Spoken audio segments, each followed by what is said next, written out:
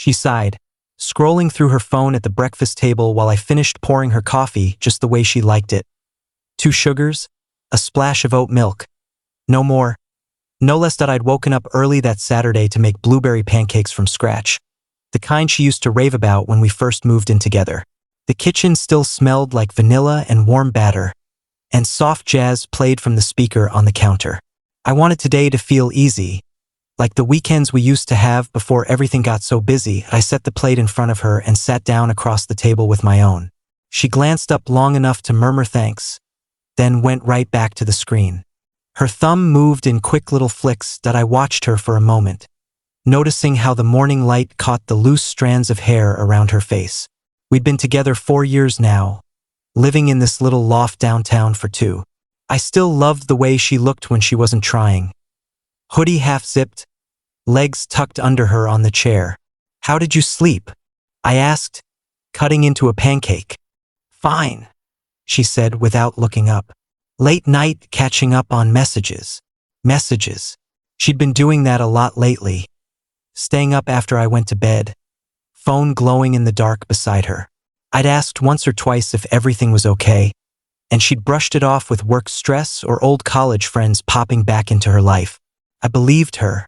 I always believed her. We ate in near silence, the jazz filling the gaps. When she finally set her phone down, she picked at the pancakes, eating only a few bites. "These are good," she said, but her tone was flat, like she was reading a line that I smiled anyway. "Glad you like them. I thought maybe we could go to the farmer's market later, pick out stuff for dinner. It's supposed to be nice out." She shrugged. "Maybe. I might have plans already." "Plans?" Kept my voice light. "With who?" "Just some people from that networking group I joined." She stood up, carrying her plate to the sink. "You know, the creative professionals thing." I nodded. She'd mentioned the group a few times, mostly designers, photographers, startup types. She was trying to branch out from her graphic design day job, build something freelance on the side. I supported it completely. I'd even helped her update her portfolio site last month, staying up until 2 in the morning tweaking code so her animations loaded faster. "Cool," I said. "Want company?" She turned on the faucet, rinsing her plate longer than necessary. "I think it's better if I go alone this time. It's more focused that way." Something in the way she said it made my stomach tighten, but I pushed it down. "Okay, no problem. I'll find something to do." She dried her hands and came over, pressing a quick kiss to the top of my head. "You're sweet," she said, and then she was gone. Heading to the bedroom to get ready, I sat there finishing my coffee, staring at the half-eaten pancakes on her plate. Later that afternoon, I was on the couch sketching ideas for a new app interface, my own side project, when her phone buzzed on the coffee table. She'd left it behind in her rush out the door. The screen lit up with a preview. "Elliot, can't wait to see you tonight. That rooftop bar is perfect for what I have in mind." Winking face. My heart did a slow, sick flip. I stared at the message until the screen went dark again. I didn't touch the phone. I didn't need to. The name Elliot wasn't one I'd ever heard her mention. I sat very still, the pencil still in my hand. The loft felt suddenly too quiet. I thought about all the late nights, the way she'd started dressing up more on weekdays, the new perfume I didn't recognize. Pieces I'd ignored or explained away clicked together with a sound I could almost hear. When she got home that evening, laughing softly to herself as she kicked off her shoes, I was in the kitchen making tea. She came up behind me, wrapping her arms around my waist. "Hey you," she said into my shoulder. "Miss me?" "Always," I said, keeping my voice steady. I turned around, handed her a mug. "How was the networking thing?" She took the tea, blew on it. "Really good, actually. Met some interesting people. Lots of energy. Anyone I should know about?" I asked, casual. She hesitated for half a second, just long enough. "Not really. Just the usual crowd." I nodded, sipped my own tea. We talked about nothing for a while, her walk home, the new mural on 14th Street, whether we needed more oat milk. Inside, everything felt distant, like I was watching us from across the room. That night in bed, She fell asleep quickly, breathing soft and even beside me. I lay awake staring at the ceiling, replaying the message in my head. I didn't confront her. I didn't check her phone. I just let the knowledge settle cold and heavy. The next few weeks passed in a strange, careful dance. She kept going out more, networking drinks, collaborative meetups, quick coffee with a potential client. I'd nod, smile, ask gentle questions she deflected with ease. I cooked dinners she sometimes ate, sometimes skipped. I fixed the leaky faucet she'd been complaining about for months. I kept the loft clean, kept the fridge stocked, kept being the steady one. I started preparing quietly. I opened a new savings account in my name only. I updated my resume, reached out to a couple old colleagues about freelance opportunities. I booked a short solo trip to the coast for the following month. Something I'd always wanted to do but had put off for when we had time together. I didn't tell her about any of it. One Thursday evening, she came home later than usual, cheeks flushed from wine or cold air. I couldn't tell which. I was at the dining table with my laptop, working on a new portfolio piece. She dropped her bag, kicked off her heels, and poured herself water. "God, what a night," she said, laughing a little. "Those people are intense." I closed my laptop. "Sounds fun." It was. She leaned against the counter, studying me. "You okay? You've been quiet lately." I met her eyes. "I'm fine." She tilted her head. "You sure? You seem distant." This was it, the opening. I could have asked about Elliot, about the messages, about where she really went. Instead, I took a slow breath. "I've been thinking," I said. "About this." I gestured vaguely between us. "I love you. You know that." Her expression softened. "I love you too. But I don't think we're heading the same direction anymore."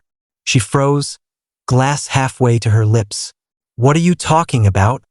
"I see how excited you get about these new people, these new possibilities. And I realize I'm not part of that excitement." "That's not," she started, but I raised a hand gently. "It's okay," I said. My voice was calm, almost conversational. "I want you to have what makes you happy, and I want the same for myself." She set the glass down hard. "Are you breaking up with me?"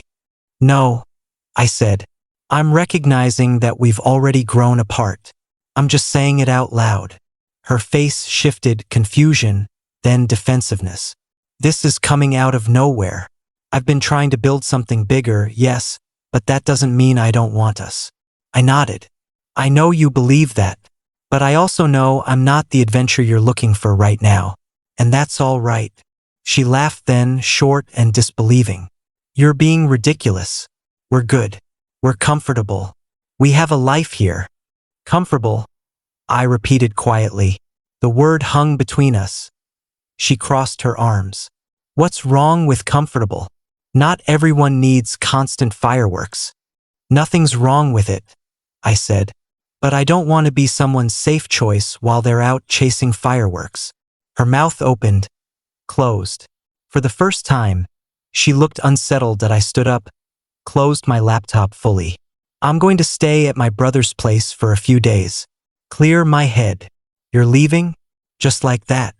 I picked up the small duffel I'd packed earlier and left by the door. Just clothes, toiletries, my laptop. Nothing dramatic. "Not leaving," I said, "taking space. I'll be back for the rest of my things next week when you're at work." She followed me to the door. "We can talk about this. We can fix." I turned, looked at her one last time. She was beautiful, standing there in the hallway light, eyes wide and suddenly unsure. "We already did talk," I said gently. "You just weren't listening." I stepped out, pulled the door closed softly behind me. No slam, no yelling, just the quiet click of the lock engaging. My brother lived 40 minutes away in a quiet suburb. He opened the door, took one look at my face, and stepped aside without questions. That night I slept in his guest room, the walls pale blue, the silence deep and clean. The next morning I woke early, made coffee, and started making calls. Real estate agents, storage units, freelance clients. I felt strangely light, like I'd been carrying something heavy for months and only just noticed. She texted that afternoon. Please come home. We need to talk. Then, this is insane. You're overreacting. Then, I miss you. I read each one, felt the familiar tug, and let it pass.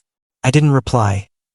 Over the next week, I found a small one-bedroom in a different neighborhood. High ceilings, big windows, walking distance to the train. I signed the lease. I moved my things in stages, always when I knew she'd be out. The loft looked smaller each time I returned, like it belonged to a previous version of my life. I kept working, kept running along the river path near my new place, kept building the freelance business I'd always meant to grow. The days felt full in a new way, mine to shape. 2 weeks after I'd left, my phone rang from an unknown number.